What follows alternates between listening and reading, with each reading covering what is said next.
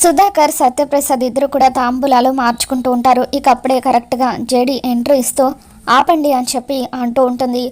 చూడు, నువ్వు మళ్ళీ ఏదో గొడవ చేయడానికి వచ్చావని అర్థమవుతుంది, కానీ దానికి సమయం సందర్భం ఇది కాదు అని చెప్పి కౌశికి అంటూ ఉంటుంది. నేనేమీ సరదాపడి రాలేదు, పని పడింది వచ్చాను అని చెప్పి అంటూ ఉంటుంది. కేసు ఏదైనా సరే నేను మీ డిఐజీ గారితో మాట్లాడతాను అని చెప్పి సత్యప్రసాద్ అంటూ ఉంటాడు. అసలు కేసు పెట్టిందే మీ మీద సత్యప్రసాద్ గారు.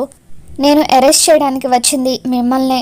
20 సంవత్సరాల క్రితం జరిగిన కావ్య గారి హత్య కేసులో మీ ప్రమేయం ఉందని కేసు పెట్టారు అని చెప్పి అంటూ ఉంటే అప్పుడు యువరాజ్, ఎప్పుడు 20 సంవత్సరాల క్రితం జరిగిన హత్యలో అంకుల్కి బాగా ఉందని ఇప్పుడెవరో కేసు పెట్టడం ఏంటి, అసలు కేసు పెట్టింది ఎవరు అని చెప్పి అడుగుతూ ఉంటాడు. దాంతో కేసు పెట్టింది జగదాత్రి అని జేడి చెప్పడంతో ఇంట్లో అందరూ కూడా షాక్ అవుతూ ఉంటారు.